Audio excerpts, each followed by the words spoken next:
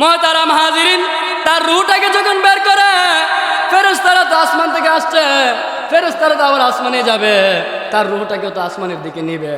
কিন্তু না, দুনিয়ার মধ্যে তার রূহ থেকে এমন দুর্গন্ধ বের হয়, আসমানের ফেরেশতারা বলে এরকম নাপাক রূহকে তার কবরের মধ্যে এমন নাপাক রূহকে আসমানের দিকে নেওয়া যাবে না। কেন নেওয়া যাবে না? বলে তার রূহ থেকে দুর্গন্ধ বের হচ্ছে, আর আসমান হলো পবিত্র জায়গা, ওই দিকে হলো ইল্লিন, অর্থাৎ জান্নাতীদের রূহকে রাখা হয়, ওই জায়গার মধ্যে নাফরমানের রূহকে নেওয়া যাবে না। ফেরেশতারা বলেন এই নাফরমানের রূহকে সিজ্জিনের মধ্যে দিয়ে নিক্ষেপ করা। তখন ফেরেশতা, সমস্ত ফেরেশতায়ে কেরাম তার রূহটাকে যখন বের করা হয়, আল্লাহর নবী বলেন 500 ফেরেশতা তো খালি হাতে আসে নাই, তাদের হাতে লোহাযুক্ত কাঁটাযুক্ত গুর্জ নিয়ে আসছিল। ওই কাঁটাযুক্ত গুর্জ দিয়া তার রুহুর মধ্যে বাইরে হইতে শুরু করে, তার রুহুর মধ্যে আঘাত করতে শুরু করে। যখন তার রুহুর মধ্যে আঘাত করে, সে কষ্টটা অনুভব করে, আর এই কষ্ট অনুভব করার পর তার রুহ থেকে নাপাক গন্ধ বের হয়, পচা দুর্গন্ধ বের হয়। আর ওই দুর্গন্ধ কিন্তু তার রুহ যে পচছে এরকম না, তার রুহ যে গুনার কাজ করছে, তার রুহটাকে যে নাপাক বানায় ফেলছে, ওই নাপাকের গন্ধ, গুনার গন্ধ তার রুহ থেকে বের হচ্ছে। আর এই গুনার গন্ধের কারণে, দুর্গন্ধের কারণে তার রুহকে আসমানের দিকে নেওয়া যাচ্ছে না। তখন তার রুহটাকে সিজ্জিনের দিকে নিক্ষেপ করা হয়। আর সিজ্জিন হলো জাহান্নামের নিকটবর্তী স্থান, আর জাহান্নামের কাছাকাছি গিয়া তার রুহটা স্থান পায়। নাউজুবিল্লাহ। এরপরে আপনাদের সামনে কোরআন ও হাদিস থেকে মূল্যবান বয়ান পেশ করবেন হযরত মাওলানা আবু বকর বাকারী সাহেব। এরপরে আপনাদের সামনে কোরআন ও হাদিস থেকে মূল্যবান বয়ান পেশ করবেন হযরত মাওলানা আবু বকর বাকারী সাহেব। হযরতের মূল্যবান নসিহত পেশ করার জন্য বিশেষভাবে অনুরোধ করছি। আসসালামু আলাইকুম ওয়া রাহমাতুল্লাহি ওয়া বারাকাতুহু। নাহমাদুহু ওয়া নুসাল্লি আলা রাসূলিহিল কারীম। আম্মা বা'দু ফাআউযু বিল্লাহি মিনাশ শাইতানির রাজীম। বিসমিল্লাহির রাহমানির রাহিম। কুল্লু নাফসিন যায়িকাতুল মাউত। সাদাকাল্লাহু মাওলানাল আযীম। وقال النبي صلى الله عليه وسلم الكيس من دان نفسه وعمل لما بعد الموت أو كما قال عليه الصلاة والسلام। الحمد لله। আল্লাহ পাকের দরবারে অসংখ্য অগণিত শুকর, যে রব্বে কারিম আমাদেরকে দয়া করে, মায়া করে, বড় মহাব্বত করে, এরকম দিনই একটি মজলিসে আসার বসার তৌফিকটুকু দান করেছেন। সেই জন্য অন্তঃস্থল থেকে বলি আলহামদুলিল্লাহ। লক্ষ কোটি দরুদ সালাম সে আকে নামদার তাজেদারে মদিনা সরকারে দু আলম দু জাহানের বাদশাহ হাবিবে কিবরিয়া আশরাফুল আম্বিয়া নবীজি মুহাম্মদুর রাসূলুল্লাহ সাল্লাল্লাহু আলাইহি ওয়াসাল্লামের শানে। সকলেই পড়ি সাল্লাল্লাহু আলাইহি ওয়াসাল্লাম। মুহতারাম হাজিরিন, আমার পূর্বে যিনি আলোচনা করতেছিলেন হাজারো আলেমদের উস্তাদ, এমনকি আমাদেরও উস্তাদ। আমরা ছোট হুজুরের নিকৃষ্ট ছাত্র যারা, একেবারে দুর্বল পর্যায়ের ছাত্র যারা, তাদের মধ্যে আমরা মহাজ্ঞানী জ্ঞানী আলেমদের উস্তাদ যিনারা, ইনারা এতক্ষণ পর্যন্ত আলোচনা করতেছিলেন। হুজুরদের পরে আমি স্টেজে উঠাই, এটা আমার জন্য বড় ভয় লাগে। আর এরকম যোগ্যতা এলেম আমার তো নাই, শুধু হুজুরদের দোয়া নেওয়ার জন্য এখানে বসা। মুহতারাম হাজিরিন, আল্লাহ তাআলা যদি তৌফিক দান করেন, কয়েকটি কথা দিনই কয়েকটি কথা আলোচনা করার চেষ্টা করব। আল্লাহ তাআলা তৌফিক দান করুক, আমা তৌফিক ইল্লা বিল্লাহ। মুহতারাম হাজিরিন, আমরা এই দুনিয়াতে একদিন ছিলাম না, এখন আছি। ভবিষ্যতে এমন একটি দিন আসবে যেই দিন আমরা এই পৃথিবীতে থাকব না। মুহতারাম হাজিরিন, আমরা যখন দুনিয়া থেকে চলে যাব, এই দুনিয়াতে আমরা কি করে গেছি, কি বলে গেছি, এই কথাইগুলোই থাকবে। আমি আপনি দুনিয়াতে কাকে কি দিয়া গেছি, দুনিয়াবাসীদেরকে আমরা কি দিয়া গেছি, এই জিনিসটাই মানুষের মনে রাখবে। মুহতারাম হাজিরিন, আমি যদি দুনিয়াতে ভালো কাজ করে যাই, মানুষ আমার মৃত্যুর পরে আমার নামটাকে মনে রাখবে। খারাপ কাজ করিয়া গেল, আমার নামটাকে মানুষে মনে রাখবে। তবে একটা হলো সম্মানের সহিত, আর একটা হলো অসম্মানের সহিত। আর এজন্য আল্লাহ রাসূল সাল্লাল্লাহু আলাইহি ওয়াসাল্লাম ইরশাদ ফরমান, আল কাইয়িসু মান দানা নাফসাহু ওয়া আমিলা লিমা বাদাল মাউত। উম্মত, তোমাদের মধ্যে জ্ঞানী, বুদ্ধিমান, চতুর, চালাক সেই ব্যক্তি, যেই ব্যক্তি নিজের নফসটাকে নিজের কন্ট্রোলে রাখছে, অর্থাৎ গুনার কাছ থেকে বাঁচিয়ে রয়েছে, এবং মৃত্যুর পরবর্তী যেই জিন্দেগি, ওই জিন্দেগির জন্য নেক আমল করেছে, সেই ব্যক্তি হলো জ্ঞানী, বুদ্ধিমান, চতুর, চালাক। মুহতারাম হাজিরিন, আমরা যখন এই পৃথিবী থেকে ইন্তেকাল করব, এটা কিন্তু আমাদের শেষ নয়। পৃথিবী থেকে ইন্তেকাল করার মানে আমরা শেষ, এরকম না। বরঞ্চ আমাদের আরেকটা ধাপ শুরু হবে। ইন্তেকাল শব্দের অর্থ স্থান পরিবর্তন করে, স্থানান্তরিত হওয়া। যখন কেউ মারা যায়, মসজিদের মাইকে এলান হয়, উমুকে ইন্তেকাল করছে, অর্থাৎ এই দুনিয়ার মায়া ত্যাগ করে আখিরাতের দুনিয়াতে যাচ্ছে। আর আল্লাহ রাসূল সাল্লাল্লাহু আলাইহি ওয়াসাল্লাম ইরশাদ ফরমান, উম্মত, মৃত্যুর পরে মানুষের জন্য সর্বপ্রথম ঘাঁটি হলো কবর। আর এই কবরটা কাহারও জন্য হবে জান্নাতের বাগান থেকে একটা জান্নাতের বাগান, হয়তো কাহারও জন্য জাহান্নামের গর্ত সমূহ হইতে একটা জাহান্নামের গর্ত। আল্লাহ রাসূল সাল্লাল্লাহু আলাইহি ওয়াসাল্লাম ইরশাদ ফরমান, উম্মত, আল কবরু রাউযাতুম মির রিয়াজিল জান্নাহ আও হুফরাতুম মিন হুফারিন নার। কবরটা কাহারও জন্য জাহান্নামের গর্ত, কারোর জন্য জান্নাতের বাগান। মুহতারাম হাজিরিন, এই পৃথিবীতে আমরা একদিন ছিলাম না, এখন আছি। ভবিষ্যতে এমন একদিন আসবে যেই দিন এই পৃথিবীতে আমরা থাকবো না, কিন্তু আমাদের জীবন থাকবে। আমরা হয়তো এই দুনিয়াতে থাকবো না, পরকালের দুনিয়ার মধ্যে কবর দেশে আমরা থাকবো। মুহতারাম হাজিরিন, এই দুনিয়ার জিন্দেগি অল্প দিনের জিন্দেগি। আল্লাহর রাসূল বলেন, উম্মত, এই অল্প দিনের জিন্দেগি পাইয়া তুমি নেক আমল করিয়া যাইতে পারো, আর গুনার কাছ থেকে বাঁচতে পারো, ওই কবরটা তোমার জন্য জান্নাতের বাগান হয়ে যাবে।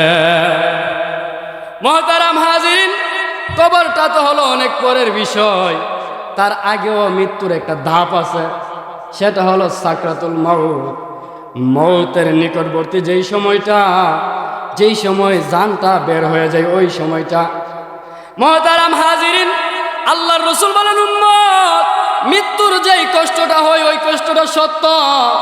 এমনকি আল্লাহর রাসূল সাল্লাল্লাহু আলাইহি ওয়াসাল্লাম নিজের ইন্তেকালের সময়ও আম্মা জান আয়েশা সিদ্দিকা রাদিয়াল্লাহু তাআলা আনহা বর্ণনা দেন যে আল্লাহর রাসূল সাল্লাল্লাহু আলাইহি ওয়াসাল্লাম দুইটা হাত মুবারক এরকম ভাবে সরাইয়া, দুইটা হাত মুবারক এরকম ভাবে মেলে দিয়ে মৃত্যুর কষ্ট যে সত্য, এই কথাটা বলতেছিলেন। এমনকি একটা বয়ান সকলের মধ্যে প্রসিদ্ধ আছে যে আজরাইল আলাইহিস সালাতু ওয়াস সালাম যখন নবীজির ইন্তেকালের সময় হয়, আজরাইল আলাইহিস সালাতু ওয়াস সালাম আসিয়া নবীজির দরবারে বললেন, ইয়া রাসূলুল্লাহ সাল্লাল্লাহু আলাইহি ওয়াসাল্লাম, আপনি নবী যদি অনুমতি দেন, আপনার রূহখানা কবজ করব। আল্লাহর রাসূল বলেন, ও আজরাইল, জিবরাইল আসা পর্যন্ত তুমি একটু অপেক্ষা করো। জিবরাইল আলাইহিস সালাতু ওয়াস সালাম আসলেন, কথা বললেন, উম্মতদের জন্য নবীজি শাফাত করলেন, উম্মতদের জিম্মাদারি একটু নিলেন। তারপর আজরাইল আলাইহিস সালাতু ওয়াস সালামকে বললেন, এরে আজরাইল, এবার তুমি আমার রূহ কবজ করো। ওই সময় আজরাইল আলাইহিস সালাতু ওয়াস সালাম নবীজির সিনা মুবারকে যখন হাতখানা রাখলেন, আল্লাহর রাসূল বলেন, আজরাইল তুমি যে হাতখানা আমার উপরে রাখছো, আমার কাছে হাত মনে হচ্ছে না, মনে হচ্ছে উহুদ পাহাড়টা আমি নবীজির বুকের উপর তুমি রাখিয়া দিছ।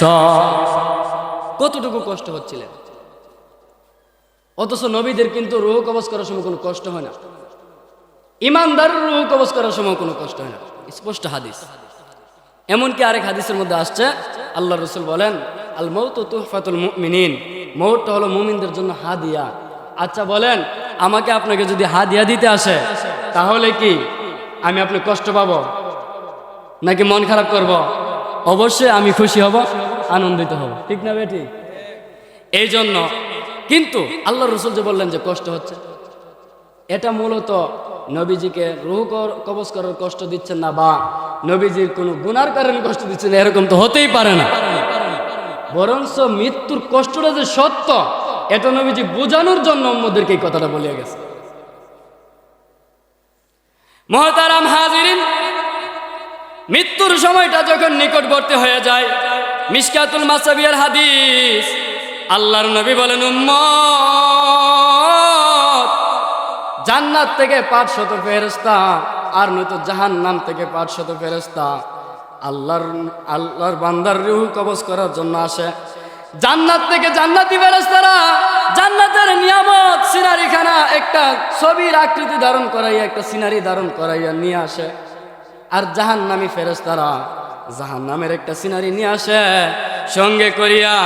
500 ফেরেশতার 500 গুর্জ, জাহান্নামের কাঁটাযুক্ত গুর্জ নিয়ে আসে। আর ওই নাফরমানের রূহ কবজ করার সময় জাহান্নামে ব্যক্তির চোখের সামনে তার জাহান্নামের সিনারিটা ধরিয়া তোলা হয়। জাহান্নামের সিনারি যখন তুলিয়া ধরে, ওই ব্যক্তির রূহটা তার ভিতরে ছটফট করতে শুরু করে, তার ভিতর থেকে রূহটা বের হতে চায় না। তখন আজরাইল আলাইহিস সালাতু ওয়াস সালাম বিকট একটা আকৃতি ধারণ করিয়া বিকট ভাবে একটা থাবা মারে, তার রূহটা আজরাইল আলাইহিস সালাতু ওয়াস সালামের হাতে চলে আসে। আল্লাহর নবী বলেন, উম্মত তখন তার রূহটা সহজে বের হতে চায় না, বলে তার রূহটাকে জোরপূর্বক ভাবে ছিঁড়ে ছিঁড়ে বের করা হয়। এক হাদিসের মধ্যে আসছে, আল্লাহর নবী বলেন, উম্মত মৃত্যুর সময়টা যখন তার রূহটাকে বের করা হয়, ওই কঠিন সময়ের মধ্যে তার রূহটা যখন বের হতে চায় না, আর যখন ছিঁড়ে ছিঁড়ে বের করে, আল্লাহর নবী বলেন, উম্মত রে, বিজা তুলার মধ্যে গরম লোহাকে দিয়া টান দিলে যেরকম ভাবে চিরুনির লোহার চিরুনিকে চিরুনি বানাইয়া যেরকম ভাবে মাথা আশ্রাইলে যেরকম ভাবে আশ্রানি দেয়, এরকম ভাবে বিজা তুলার মধ্যে আশ্রানি দিলে যেরকম একটা সেট সেট আওয়াজ করবে। আল্লাহর নবী বলেন, উম্মত ওই গুনাহগারের রূহ কবজ করার সময় তার রূহটা যে বের হয়, এরকম সেট সেট একটা আওয়াজ করে। বলেন কতটুকু তার কষ্ট হয়, সিরে সিরে তার রূহটা বের হয়।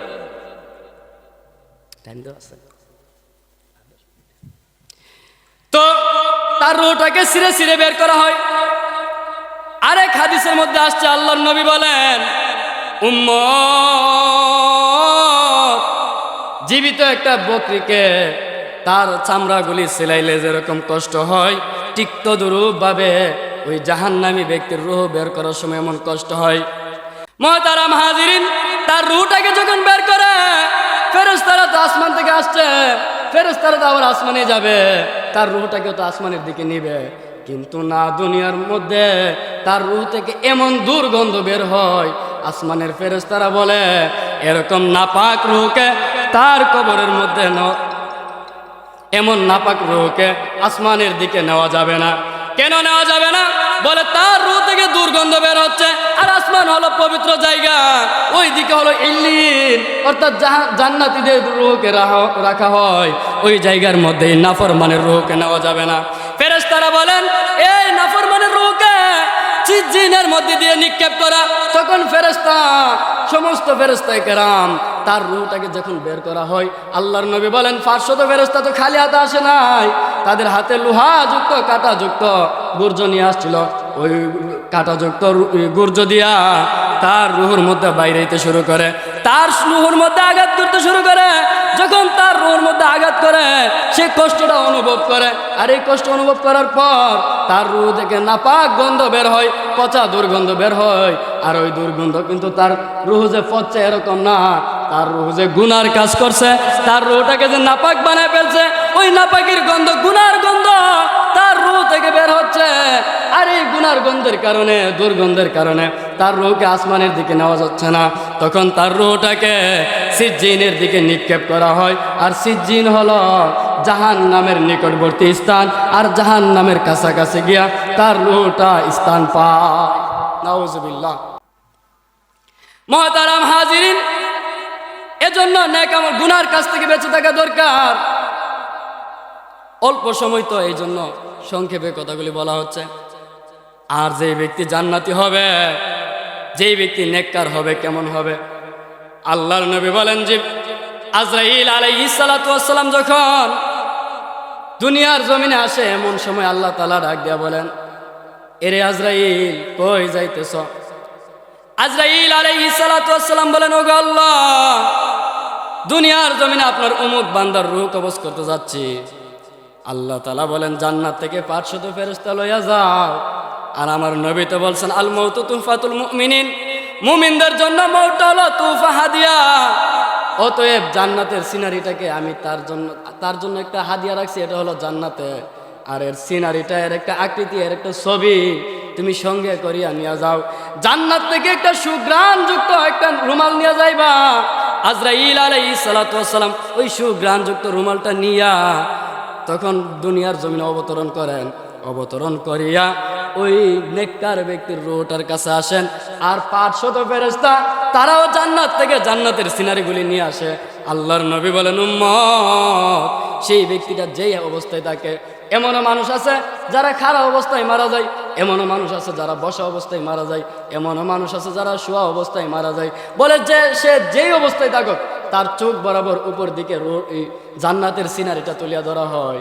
আর তুলিয়া ধরিয়া ফেরেশতারা বলেন, আহলান আহলান সাহলান মারহাবান, ওগো পবিত্র আত্মা, আল্লাহ তো আপনাকে নেওয়ার জন্য বলছে, আপনার রূহটাকে জান্নাতে দেওয়ার জন্য বলছে। এরে, আপনি তো আপনার বন্ধুর সঙ্গে সাক্ষাৎ করতে যাবেন, রফিকে আলা আল্লাহর সঙ্গে সাক্ষাৎ করতে যাবেন। অতএব আপনার রূহটাকে আমরা নিতে আসছি। দুনিয়ার নিজাম অনুযায়ী আপনার ইন্তেকাল করতে হবে, মৃত্যুবরণ করতে হবে। তখন আজরাইল আলাইহিস সালাতু ওয়াস সালাম যখন তার চোখের সামনে তার জান্নাতের সিনারিটা তুলিয়া ধরে, সে তার রুহটা ভিতর থেকে লাফাইতে শুরু করে। কখন গিয়া জান্নাতের সিনারিটা ধরবে, কখন গিয়া জান্নাতের ভিতরে ঢুকবে, এমন লাফানো অবস্থায় আল্লাহর নবী বলেন, আল্লাহ তাআলা আজরাইলকে আদেশ করবেন, এরে আজরাইল, এটাই হলো মুখ্যম সময়, উত্তম সময়, এখন তার রুহটাকে কবজ করা। আর এই সময়টার মধ্যে তার রুহ কবজ করা হবে। আল্লাহর নবী বলেন, দুধের শিশু যেমন ভাবে তার মায়ের দুধ পান করতে করতে ঘুমিয়ে যায়, ঠিক তদরূপ ভাবে একজন নেককার ব্যক্তির রূহ কবজ করার সময় ওই ব্যক্তিটাও জান্নাতি, মানুষটাও জান্নাতি ভাবে তার রূহটাকে কবজ করা হবে।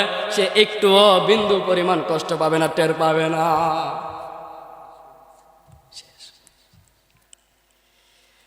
তো যাই হোক, আল্লাহ তাআলা আমাদের সকলকে মৃত্যুর পরবর্তী যে জিন্দিগি, ওই জিন্দিগির জন্য নেক আমল করার মতন তৌফিক দান করুক। সকলে বলি আমিন।